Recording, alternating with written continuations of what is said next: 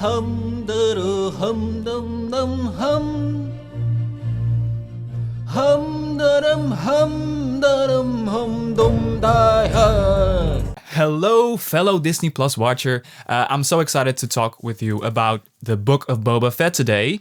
And he's not alone. The return of The Jedi. the Jedi. That's a good description. Hey, we're gonna do spoilers. This is a spoiler discussion. A lot of spoilers. We have been doing this every week, so if you like a little more lengthy discussions about the Book of Boba Fett every episode, then there's a playlist you can check out if you want. Yeah. And glad you're joining us. And let us know what you think of it every time. Yeah. Because feedback always works. And leave a comment down below what you think of the episode, because we're just gonna dive straight into it.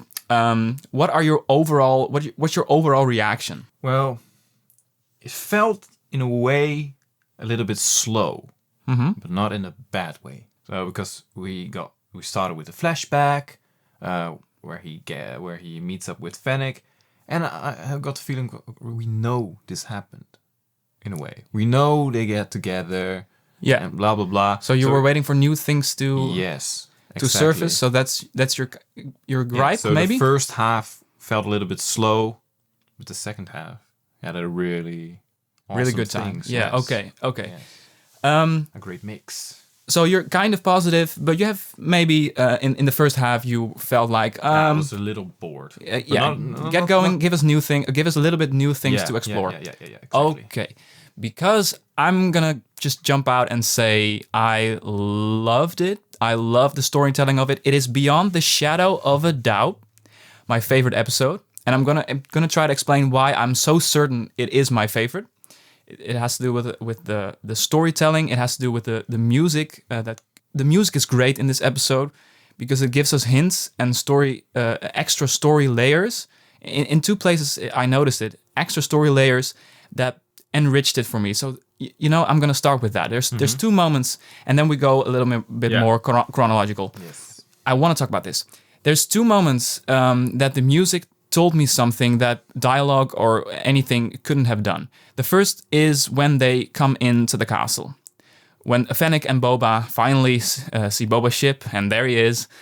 And in the flashbacks so far, we have heard the new Boba Fett team, hum-dee-dum-hum, the tribal Swedish kind of Ronja the Rover's daughter music. Yeah. And this is the first time in the flashbacks that we hear the boom, boom, boom, boom, boom. No. Yeah, the other theme that was from The Mandalorian. Go on. And because I love that so much that they're actually. So the story is telling me this is the start of Boba's post Book of Boba Fett journey. Do you know me? You have the Book of Boba Fett, his history story, and then you have the him and Fennec in the Mandoverse story. And the music just explicitly told me that, and I love that. I love when music gives me something dialogue or imagery can't.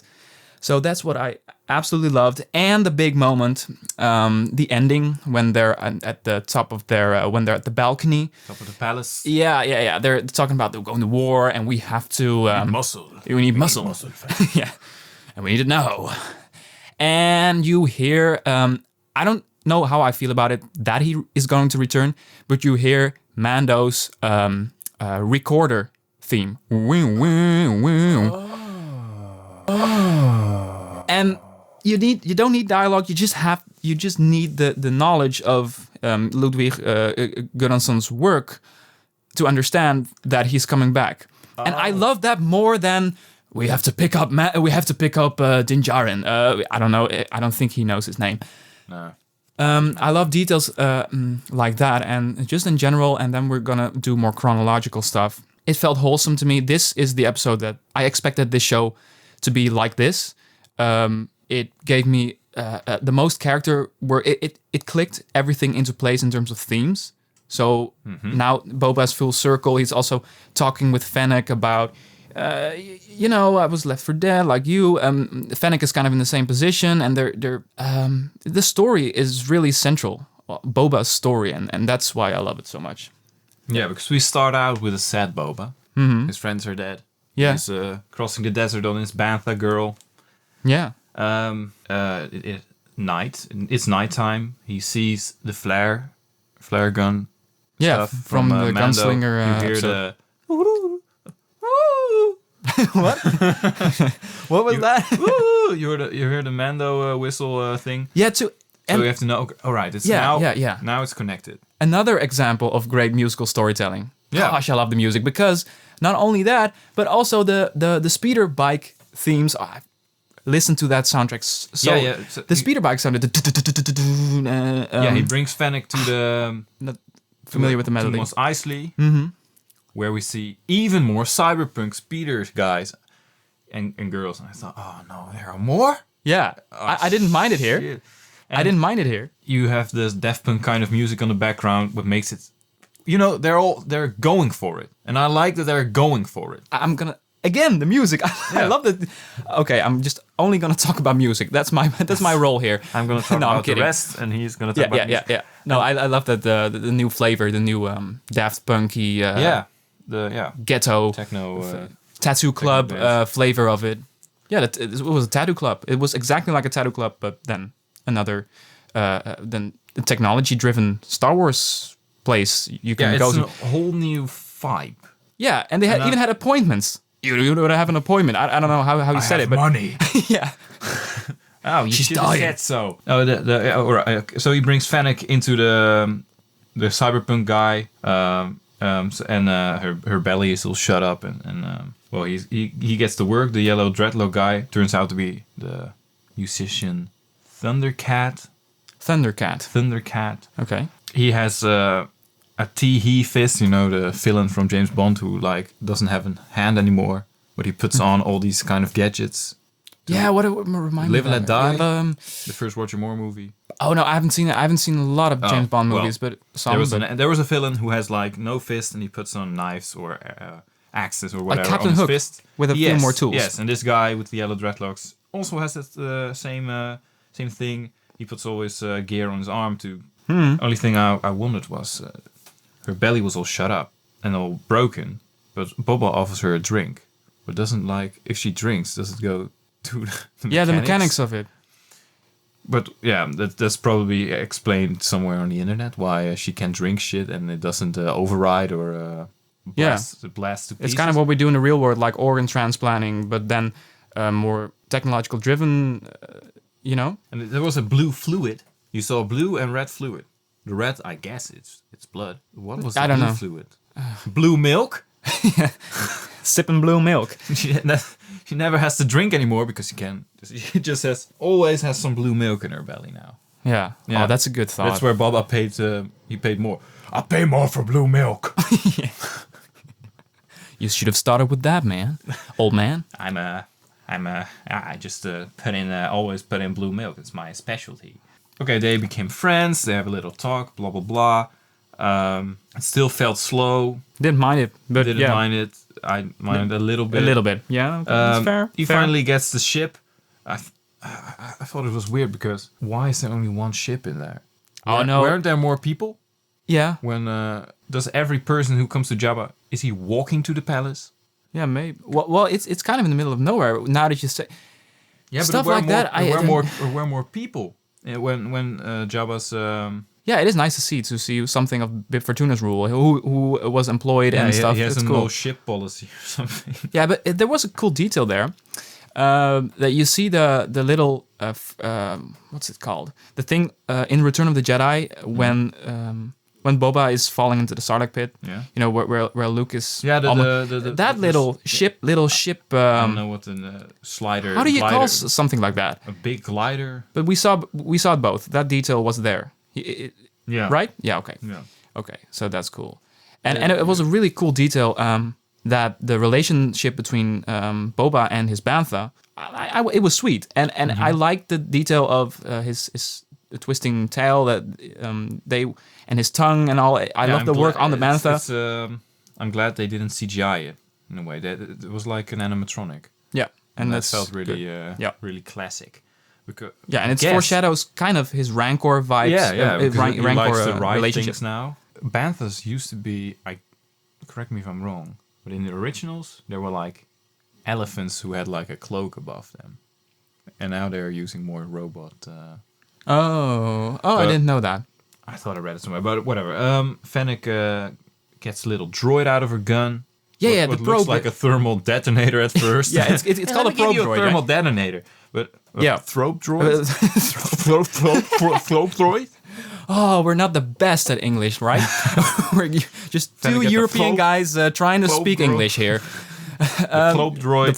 The flop droid, the droid. little probe droid, Probe? the smallest probe droid we've ever seen. Yeah, he sneaks into the palace and he scans all the guards. It basically films a movie and kind of like developing a video game. It was a cool concept. Yeah, it's like a blueprint scanner Yeah, in a way. but it films like a camera, and then it makes the blueprint. So that was something we haven't seen before, and I liked it. And when he was flying through the palace, I really thought, this is a really empty palace. Yeah, it's it's also a big but palace, right? It doesn't feel alive like it felt in the original. It felt like a really alive place. But Yeah. it changed when we went to the Yeah. kitchen. That moment, Yeah, you saw really fun. the choppy droid and the other droid. So and, goofy. That's what Jabba's palace is. In Then my came in opinion. more like then. Yeah, you have to get it was more all those lively. different kind of stuff, different kinds of animals. You get the Gamorrean guards, you have to get the other guards, and you have to get all these droids. Because if you remember Jabba's palace in the scene where Luke Skywalker presents himself, and Yeah, we know the it's scene. Yeah, whole- yeah, it's so busy everywhere. yeah. It's so alive. But I like that it's different. yeah, for that reason. Indeed, So- it's different because Babe Fortuna is now ruling, but He's kind of more of a buffoon. He's not as loved, no, he's as just, respected, or as feared. I have to say, Jabba ruled with fear. So he's not as feared as Jabba. No, he's so just a his rule. sneak. I like that his rule is different. That we see more of these Kinton striders. We see different. different kinds of guards. Yeah, and about that kitchen scene, I like that the creators apparently had the idea to show us a kitchen. I wouldn't have thought of that. I was smiling and laughing and just pumping up my fist when that little. The Ratcatcher droid. That's what it's called. Yeah, because Oh, they yeah. are not rats. Let's call it a Ratcatcher.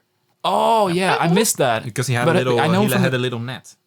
Yeah, like we know these droids from the Clone Wars, right, or the prequels. Or I think even if I think about it, it was already in the Phantom Menace, right? I have to look up. I don't Okay. know anymore. I thought Maybe it we was see a it in- new droid. Yeah, Yeah, That's and fun. the chop droid suddenly goes full General Grievous. yeah, like Ninja. General Grievous is a good comparison. Yeah. And he's chop, wants to chop Boba, and Boba's like, oh shit, I have to fight this guy with a stick. And then Fennec like totally sneak attacks his throat. It reminds me a bit of that Raiders of the Lost Ark scene.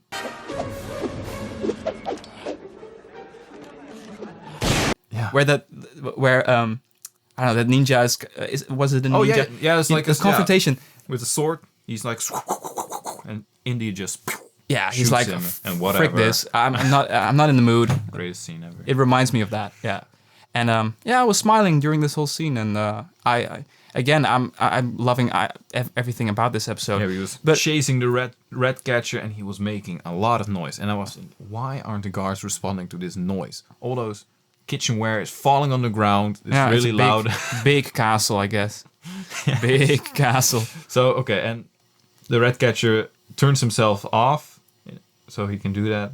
I'm glad because that means he doesn't die, and we see him again Later on. So I'm glad Boba decided to make peace with him. He finds, for everyone he meets, he finds use for them. Even if the biggest enemies, if they're the biggest enemies, doesn't matter. He'll find a use for them. So that's fine. Yeah, that's And one detail I want to discuss is the droid we see. I guess it was in also chapter 5, the gunslinger from Mandalorian, when the cantina is really empty, and the bartender is the exact same droid as the one in the kitchen, or at least the exact same design. yeah. Maybe he was like, "Fuck it, I'm gonna work somewhere else." Yeah, or it was. fuck I this think it's the kitchen, same man. droid. I think it's the same droid, but maybe it's the exact same design. Yeah, you have a lot of. I mean, there are also a lot of C-3PO like droids everywhere. Going droids. Yeah. It's just the same design, I guess. Maybe. I guess. Or he has a story on his own. We'll see. Maybe in 2033 we'll get the Book of Kitchen Droid. Chapter 4. The Book of How Kitchen. to use knives. And Yeah. they obtain the ship. There's a cool action scene where all the guards storm into the garage. I don't know how it's called. The garage. The shipyard. Jabba's garage. Yeah. Kill a lot of guards. Fennec is really good at one shot, one kill. Yeah. Dead. He's the best Dead. sniper. We have ever seen. Yeah. I love this shot, by the way, the last shot that the ship closes, like the back door closes in. Yeah. You see the face of Fennec for the last time. I like the shot really Fennec much. Still is, she's just cool, you know. She's just being a badass. I really liked Fennec in this episode because so far I thought she was just a guest star in her own show. Mm-hmm. Like she's on paper she is the second main character. Yeah. In reality, I saw her as this guest star constantly, and here she was. She was a real character here. She felt more alive. She felt more alive. I think she's still pretty boring in a way. We don't really know anything of her. She's just cool. That's her thing. She's like she's the Boba of the originals. Yeah, and just cool shit, and that we scene, like her about it.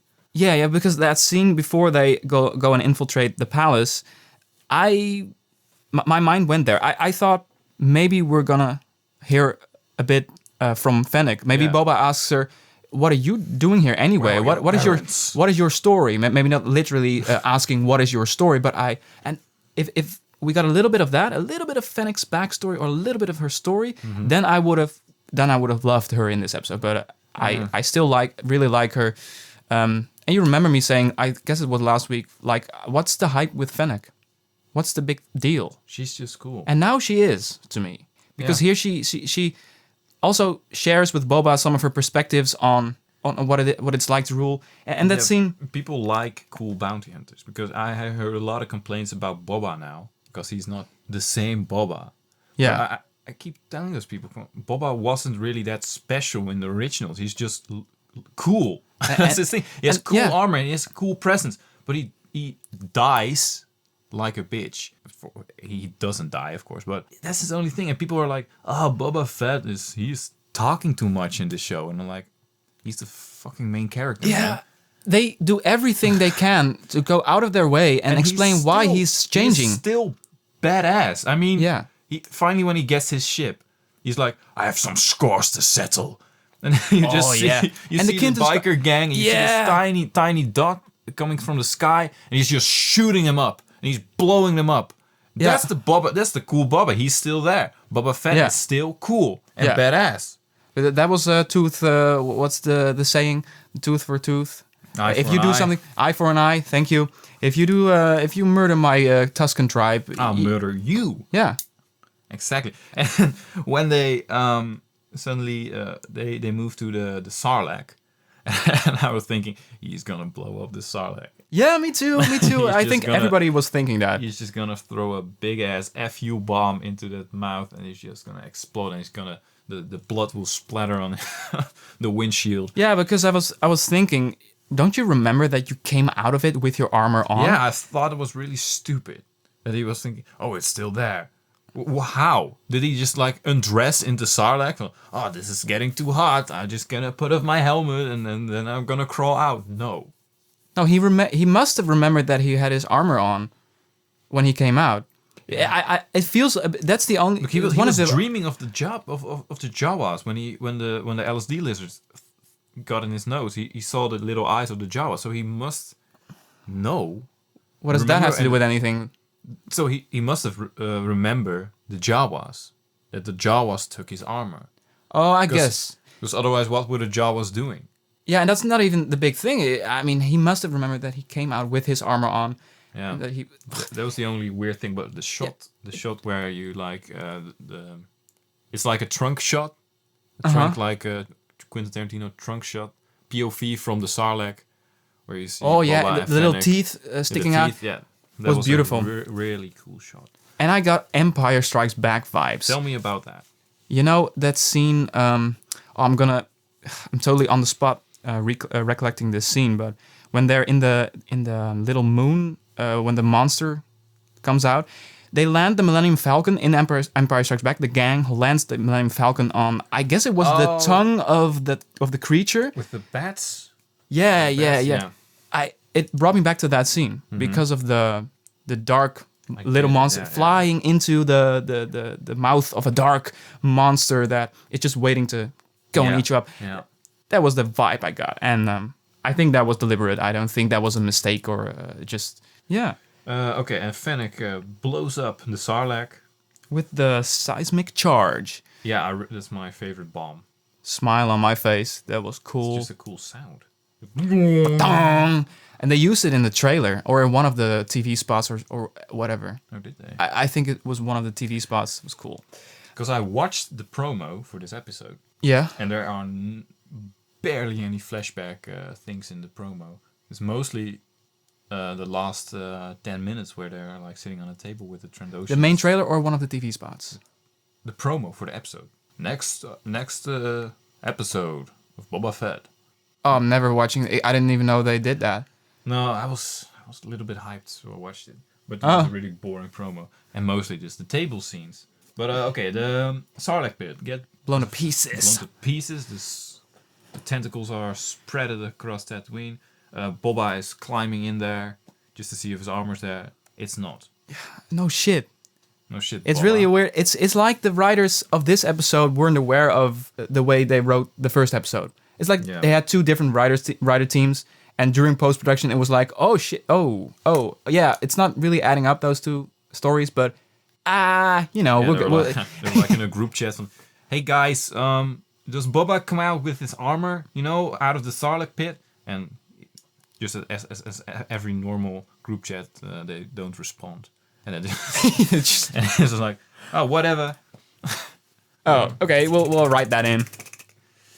That's maybe the downfall of it. Different directors, maybe that's the downfall of it. I don't know. Yeah, it felt a little bit sloppy. Because you see him in the Bacta tank again, and he gets out. Fennec says, well, you're completely healed.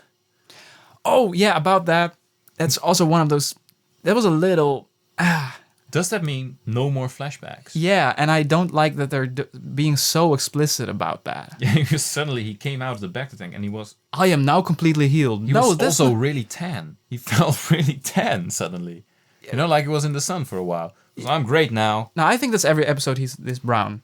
Huh? Yeah, I think... It wasn't. He shined a little bit more. Maybe they want to show that he is completely healed, because this still is my favorite episode beyond the shadow of a doubt, because I love what it does. But no, that moment, it was so in your face. I am completely healed. That's not how healing works, Boba. You have to. Health is something you do every day. Every day you work on your health. Yeah, and if he trips and falls down the stairs? Yeah, then I don't know. Then we get another flashback. In the Bacta tank. Yeah. Oh shit, are we in the mood for a flashback? Yeah. Let me punch myself in the face. We have to just have a booby trap in the palace. Whenever we, as viewers, feel like we need to get another flashback to know a little more, we just go in his palace and just do a banana peel on the top of the stairs or something. Yeah, well, completely healed. Hooray. Bad moment, bad writing for me. The present day shizzle was really short, not that short, but it was short. Shorter, yeah. We went to the Mos Espa bar with the attractive Twi'lek lady, and Black Chrysanthemum is just sitting there. He's being an angry drunk. Yeah, I laughed my ass off at the beginning because I got, oh no, we're gonna. his departure, his ending from episode 3 was so stupid, really stupid. I rewatched the episode this week, and it was even worse than I remembered. They shouldn't have got rid of him like that. So I guess he kind of gets his awesome moment here again. Yeah, he's back. He's back, and I like it. And I like the storytelling that Boba comes in, and Garza, was it Whip or Garza Whip? What'd you say? You can't have a pie without Cool Whip. Cool Whip. Cool Whip. Cool Whip. Cool Whip. The bar lady. Whip. Brian. Smithers. Simpson, eh? I'll remember that name. Why? It's Stewie, eh? Stewie and Family Guy. Whip. Whip. Oh, is there? Oh, okay. Yeah, there's a family guy. Okay. It's good. Smithers! That's great. And that's Mr. Burns. Same voice actor, right? No. No. No way. You're the Simpsons library Mr. walking Burns is encyclopedia. Harry Shearer, and Stewie Griffin is Seth MacFarlane. Oh, right. Just like every voice. Yeah. But Harry Shearer also voices Mr. Smithers. So he does Mr. Burns and Mr. Smithers. Smithers! Yes, sir. He does them both. Yeah, great. Homer Simpson. Who's this nincompoop? Homer Simpson, sir. Sector 70. Simpson, eh? Oh, people are gonna love your impressions. Okay. All right. What are we talking about? Yeah, Black Chrysanthemum, angry drunk. He sees the Transodians. Boba walks Trandoshans. Trandoshans, sorry. The Boska boss. Yeah, you better be sorry. And he's just angry because they're having fun and he's depressed. I guess that was the reason. I was like, what is happening? Or he just really hates Maybe. Oh, he got in a fight with Bosk. And that's why he hates Trandoshans. Whoa. We'll see. Please, maybe. another flashback. Get it. Some Yeah, maybe. Black Chrysanthemum in the Bacta. Because he's now on the team. Maybe he gets injured and we get some surprise flashbacks in the coming episode. A wet Wookiee. A wet Wookiee. Yeah. We seem like a dog who's wet. Like. A wet dog will always shake right next to you. I think I'm wet now. What scene was that? When he's in the back thing, he gets out the back. Oh, yeah. Oh, yeah. All the water. You should have been on the rider team. You should have used a towel. Yeah, but hey, really, the story. I love that. What I was talking about. So, Garza Whip. That's where we digressed. Garza. Who's Garza Whip? Yeah, the lady. Oh, the hot lady. Jennifer Beals. Jennifer Beals. Jennifer Beals. Jessica Beals. She. Footloose lady. Of course, I didn't remember the whole monologue, but it was clear that He was a a gladiator. She said stuff to Chrysanthemum that was actually about Boba. She even said like he was also. He struggled within the Sarlacc pit. He was in the Sarlacc pit. Yeah, but Was a bit weird, but we're getting a little bit of lore from Black Chrysanthemum is a bounty, but he was also a really feared gladiator. And only the comic readers know that, but now we know it because she said it. And we know, oh, okay, cool. We got a little bit of backstory, but also what you're saying with Boba. Yeah, because I like that Boba sees a past self in him, like when he was still the muscle, the feared bounty hunter that was just going out of his way and being really angry and masculine, and now he's a little bit more soft. In a good way. But I love that he saw in Chrysanthemum what his past self was, and he realized, gosh, I still need someone like that on my team. I'm not that person anymore, but I still that's what I got out of it. And when I realized that during watching, I was like, favorite episode, love it, love it. Yeah, give me more good storytelling like this. Give me more. Finally part of the team. Yeah, he's not but it means something. Go your own way, and he just scuffles away like a stupid ass dog. But how exactly does a wet dog shake? And now he's part of the team. He's part of Team Boba. Team Boba is growing. Yeah, but didn't you love that? He's the person he was, and he realizes he needs someone like that, and he also realizes I'm not that person anymore, so I have to get him. Exactly. Good storytelling. Good shit. It builds up the stuff. People shitting on this show, just go and see episode 4. And if you still don't like the show after episode 4, who am I talking to? Everyone who's seeing this review has seen the episode. But after episode 4, you have to be either sold or it's not your show. Or just quit. Yeah. With everything. Yeah, but still, we have only 3 episodes to go, so watch it all. I think. Yeah. Okay. He rips off the Trandoshan arm. Yeah, brutal. So, okay, a Black Chrysanthemum, whatever. Kind of like Chewbacca. Didn't Chewbacca do something like that in the? Yeah, in New Hope. That's what it kind of reminds me of. In the bar, he rips someone's arm. No. Oh, what? Wait. Obi-Wan slashes off this guy's arm. Oh, my head. Oh, I'm sorry. Isn't Chewbacca rip? I'm ashamed now. Isn't Chewbacca too nice to rip off anybody's arm? Yeah. Chewbacca seems too nice. But I vaguely remember something and someone ripping off an arm. Yeah, that was. You're right. It's Obi-Wan with his lightsaber in the bar. Ripping. And we cut to the table. Yeah. In Jabba's palace. Still didn't see the biker gang.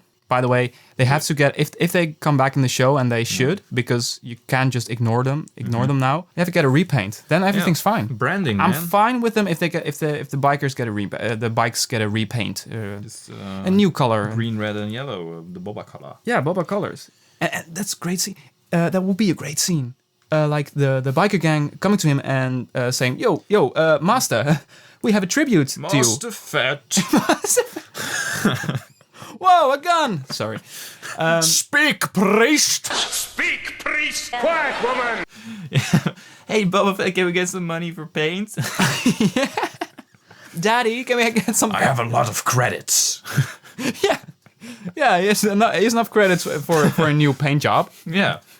But that would be a great scene. This is our tribute to you. This is why we thank you for letting us work with you, and this is our tribute. We painted our bikes in your armor color. Yeah. Yeah, cool. Yeah, it's like branding. If they like scout through the city, people will know. Oh, damn, that's the Boba gang. You have a branding issue.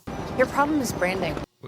Yeah, the table scene, the different kinds of lords or whatever. The Trandoshans, Clatoonians, and which one are you with the ball mouth? Yeah, the Ponda Baba guys, the Ponda Baba folks. Yeah, Ponda Baba folks. Well, they're all Aqualish. See, that's why I'm rewatching these episodes. I rewatched episode 3 for that reason. Yeah. Right, Trandoshans, Aqualish, and Clatoonians. The Clatoon are those doggy looking pitbull looking. Yeah, pitbull looking creature. Okay, cool. The only one who can speak. Why do we kill you? They're talking like that. I love it. I love the Trandoshan voice. Is that a yes? Yeah. Like lizards. Snake-like, lizard-like. Yeah. Brings Boba back to his ayahuasca experience. And Solo. But I swallowed one of you once. I swallow. Goofy shit. Shit. Garfalaquax was Garfalaquax was his name. I wrote down his name because I was thinking about Garfield. Hello, my name is Garfalaquax. Am I the only one who thinks about Garfield when I hear his name? No, I think only when I hear his name, I think, you should hate this. Yeah. Hey, what if my mother? Yes, I'm Garfalaquax. Garfalafart. What if it? Look, teachers sometimes have problems with names, like for a couple of months. Because I'm not gonna remember your names in the first month. Yeah. Because if he was a student at a school, the teacher wouldn't recognize his name. No, not for not forever. Present. No, Garfalaquax wasn't Trandoshan, by the way. So you're kind of off there. Shit. No, but he worked his way to the top.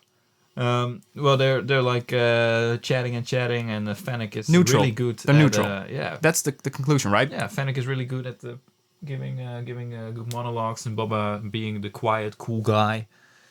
And Boba neutral in the fight with the bikes, and they accept. Yeah, I kind of Boba's perspective is, I would like you to join me because I have extra power extra weight against the pikes. Mm-hmm. But I'm a respectful guy.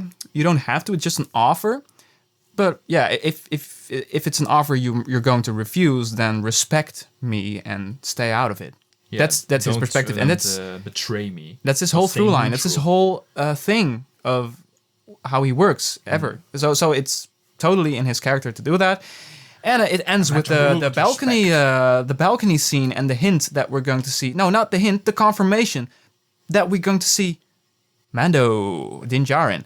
How do you feel about that? I get it. I just want to see other bounty hunters. Let Mando be Mando. Let Mando he has his own freaking show, man. We can do. Yeah. And that's my feeling too. So why isn't he? He got away for a reason, right? At the end of the Mandalorian, he doesn't have a ship anymore, so he has to travel with Boba and Fennec in Slave 1 or 2. Yeah, that already happened. And so why didn't he come with them? He probably has a mission, Yeah. Or is he going to? But I believe it will be forced. I think it will be forced. And but I love how they did it. I love that it's just a reward of knowing this music, listening to this music a lot. Yeah. And it's just I feel rewarded. Just give it to me in the musical language. Love it. I'm so sorry. I'm a music geek. I'm a film music geek. But do you think they're only gonna get Mando as their muscle? Or going to get more muscles? No, they're gonna make it more muscles. No freaking way. Bounty hunters, man. I want this Totally. next episode to be like a crossover from everything. Will the next one Bring be... the bounty hunter from Racing Arizona in there, the Coen Brothers movie. A man with all the powers of hell at his command.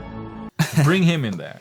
Will it be a planet hopping episode, or will he invite people to his palace? You should come to me.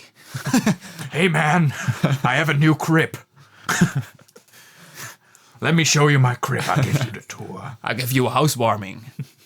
Yeah, and then Dengar comes in with a cactus, like a housewarming present. Here you go, Boba. In a way, I hope that they'll go planet hopping. Just to go, maybe. It feels fresh. Yeah, I do fresh. like that the show is so self-contained on Tatooine, Yeah. but I still like the You can idea still of planet invite hopping. them, but I don't know. It might feel boring. Maybe some guys he will invite some guys, and Boba will travel to get some. Maybe we'll get a recruitment episode. Yeah, I'm down. Yeah. And I guess I really think, I know IMDb is not always right on this, but I do believe that also in other sources it is confirmed. I'm not totally sure, but I think so, that Dave Filoni is going to do the next episode. Now, if we have anything to go by, his work on season 2 of The Mandalorian was his Ahsoka episode. So he's the one. Embo. If you're going to bring in Clone Wars characters, you get Dave Filoni to direct that episode. And Cad Bane, maybe. I guess when you're on a vacation and I'm watching this thing alone without you, man, I'm gonna freak out. I'm not gonna have you by my side, and I hate that. Anything else? General closing thoughts. It was cool. It was cool. It wasn't your favorite. I guess it was, but it's harder to have a favorite in this show because Doesn't matter. So, it doesn't have to be. Look, Mando was so episodic in a way. You can I like this one. Yeah. Oh, I like this one with the fiddles. Oh, I like this one with the crew. Oh, I like this one with whatever. Totally. It's even more easy. This is a story. I agree, but I do think they're fairly different from one another. Yeah, but also not. No, I get you. And you think the first half is a little bit too drawn out. I get that. Yeah. For me, it wasn't. I was transfixed to the screen. I love the storytelling of it. The subtext of the music, but also the scene with him and Chrysanthemum. There's real storytelling going on. It's paying off. This shit is paying off, and It's worth it. I don't care that this didn't have any big reveals or any big characters. I love it. It's my favorite. I think we're done here. I'm so glad you were on this journey with us, because next week we're not together for changing it a bit. Maybe we'll see. We'll see. But we're thinking about wrapping this up. Thank you so much for watching. We're almost at 500 subscribers, so thank you. Thank you for the support there. And if you like the video, if you like discussions like this, give it a thumbs up. That would help. It really does. Thank you so much.